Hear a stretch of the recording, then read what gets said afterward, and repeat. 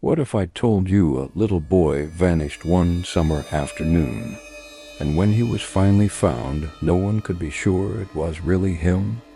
A mother's tears, a stranger's claim, and a lifetime of doubt.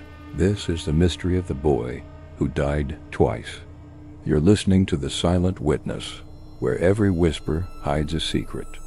If you love mysteries that refuse to rest, subscribe and join me in uncovering the truths time tried to forget.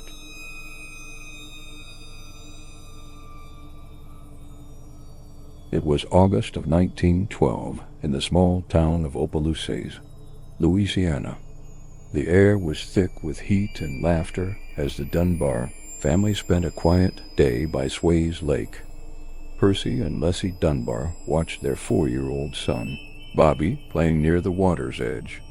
He was bright, curious, and full of mischief, the kind of child who could disappear behind a tree and make you laugh before you worried. But that afternoon, laughter turned into silence. When Leslie called his name, there was no reply. Within minutes, the entire community joined the search. They dragged the lake, combed the woods, even set fires around the swamp, hoping smoke would drive the boy out of hiding. But Bobby Dunbar was gone. Days stretched into weeks. Newspapers printed his picture-round cheeks, wide eyes, straw hat, and the state of Louisiana held its breath.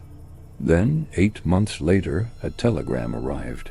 A little boy had been found in Mississippi, traveling with a wandering handyman named William Cantwell Walters. The boy looked like Bobby. He even had the same scar on his left foot and a mole on his neck. Walters claimed the child was Bruce Anderson, the son of a woman he worked for, and that she had given him permission to take the boy on the road. But the Dunbars were certain this was their son. When Leslie Dunbar arrived to see the child, witnesses said the boy hesitated, uncertain. Before whispering "Mother," it was enough. The family took him home, threw a parade through the streets, and the story was declared a miracle. Bobby Dunbar had been found, but not everyone believed it. Julia Anderson, the woman Walters mentioned, soon came forward.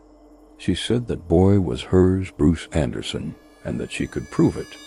But Julia was poor, unmarried, and without lawyers. In 1913, a woman without means had little chance against a respectable family and a community desperate for a happy ending. When the case went to court, both women cried over the same child.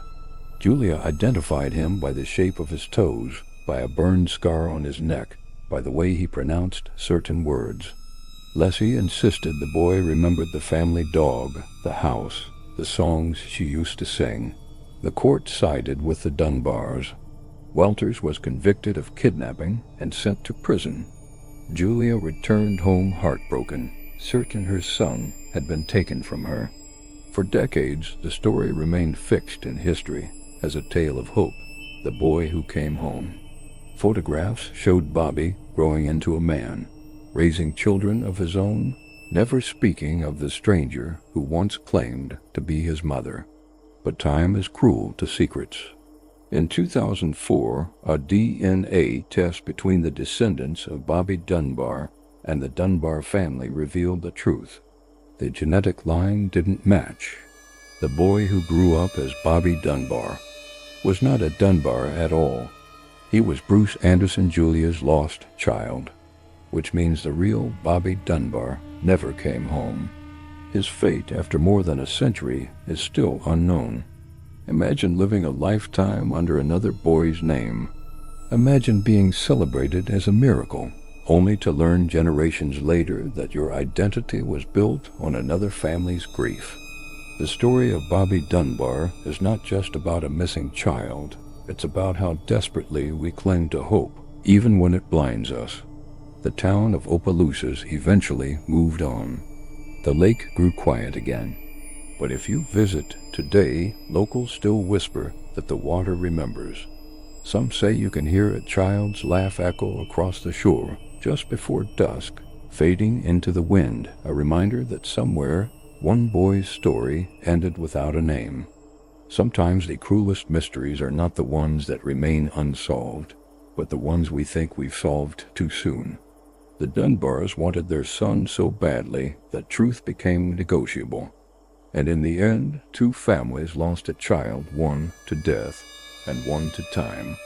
If this story left you wondering what else might be hidden in history's shadows, stay with me. There are more secrets waiting to speak through the silent witness. Subscribe so you never miss the next whisper from the dark.